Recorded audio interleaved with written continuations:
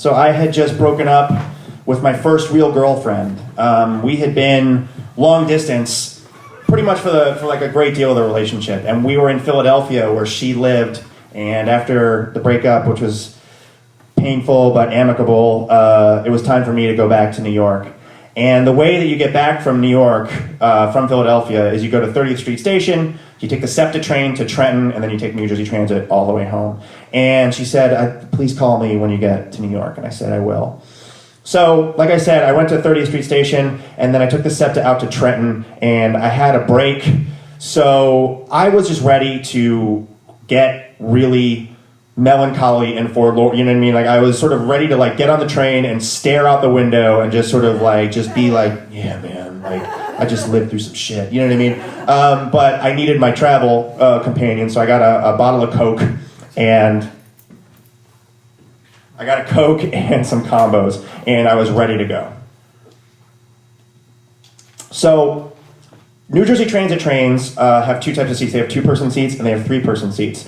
And I wanted to get a two-person seat and hopefully have it to myself just so I could do my whole, just broken up with guy thing. And I'm sitting there and an announcement comes over the loudspeaker that says, it's going to be a packed train today, so please take your bags off the thing, blah, blah, blah. You're going to have to share your seats. So I ended up having to share my seat with this kind of weird guy, probably like in his 40s. He was wearing like a yellow windbreaker and he had these like boxy glasses on and he had like greasy black bangs. He was wearing a yellow windbreaker and he had a Discman that he was playing his own CDs that he had burned of techno music on it. And it was just, he was a weird dude. And I was like, you know what? It's fine. This is gonna be like an hour-long trip. I can sit next to a weirdo for an hour. But I'm ready, I'm gonna get down, I'm gonna do my thing, I'm gonna look out the window, be melancholy, it's gonna be great.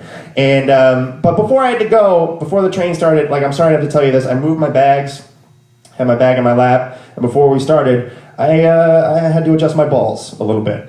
Guys, understand this, before a trip starts, gotta adjust your balls. And so, like, I reach under my bag, adjust my balls, I see the guy, like, looking at me, and I was like, hey man, you know what it's all about. It's bro code, and now I'm ready. So, the train starts, and I'm just looking out the window, and I'm thinking about, like, this relationship that had lasted for, like, 5 years, and how, like, there was nothing really wrong, but, like, she was going to be in vet school in Philadelphia, and I was going to be in New York, and we weren't going to move for each other, and it was like, we were at this place where the relationship didn't have to end, but the relationship had to end, and, like, New Brunswick is going by, and I noticed that the weird guy starts breathing heavy a little bit. And I was like, I don't know what that's about.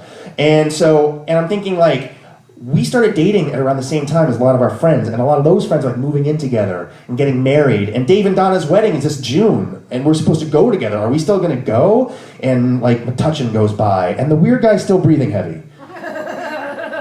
And I'm just like, maybe we always knew. Like, maybe we knew that we weren't going to spend the rest of our lives together, and it just took one of us to say something before, we went and spent, I don't even know how many more years. And dude, are you having an asthma attack? What is going on? Like, it's very strange. So the weird guy calms down, and I'm still staring out the window.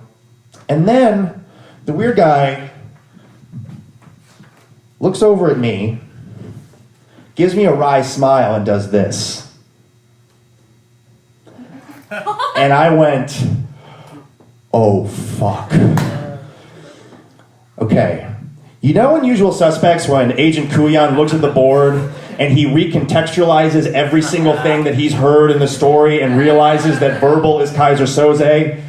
That's what happened in that moment when that guy did this. I'm thinking weird, creepy, middle-aged guy with a windbreaker and his own techno CDs. Oh, this might be a good time to mention that as I was staring out the window, I wasn't just doing nothing. I actually had my Coke bottle in my hand, and the label has a little give, so I was playing with it, and I was doing this.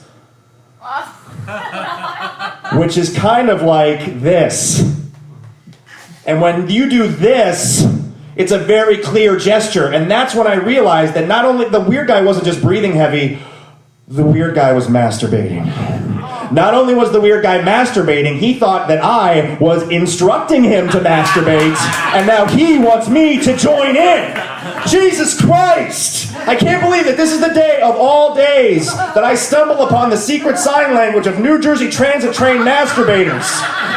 Because when this guy saw me adjust my balls, he didn't see somebody adjusting his balls. What this guy saw was, hey man, you like to party? And when this guy saw me doing this, he didn't see some stupid absent-minded gesture. What he saw was, good day, good sir. Clearly you and I are of a similar disposition.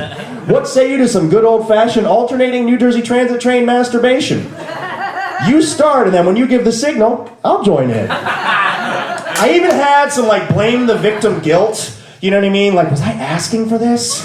Like, would some Fox News pundit be like, look, I don't want to, I mean, the PC police aren't going to like this, but frankly, if you're doing this, you got to expect somebody's going to masturbate next to you on a train. And, like, it just was a bad day for this to be happening. I was just sort of like, you know, Leslie, I'm broken up with Leslie. She's gonna, like, hate me. Her girlfriends are gonna hate me, and their boyfriends, my friends, are gonna hate me as well. And then, you know, word's gonna spread, and I'm never gonna be able to get a date again, and I'll be single for the rest of my life. And then I'll be that weird guy living in my basement in Rochester. That's just a thing. I know. I'll be the weird guy living in my basement in Rochester who, because he's so lonely, maybe he turns to porn, and maybe the porn gets a little weirder, and then that's not doing it for him anymore. So then he goes out to public transportation to entice people to masturbate with him.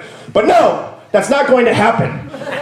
When I realize what happens, I jerk up in my chair and I'm like, what do I do? Do I yell at this guy? Do I alert somebody? Like, no, I don't do any of that stuff. I just grab my bag and I get past the pervert and I go and I wait by the doors and I'm waiting for the New Jersey Transit train to pull into Penn Station. I'm just like, please pull into Penn Station. And it does. And the doors open and I run up the stairs. I run up the stairs so fast, I'm like somebody who's trapped underwater and he's trying to get to the surface. And I get out to 7th Avenue and I catch my breath.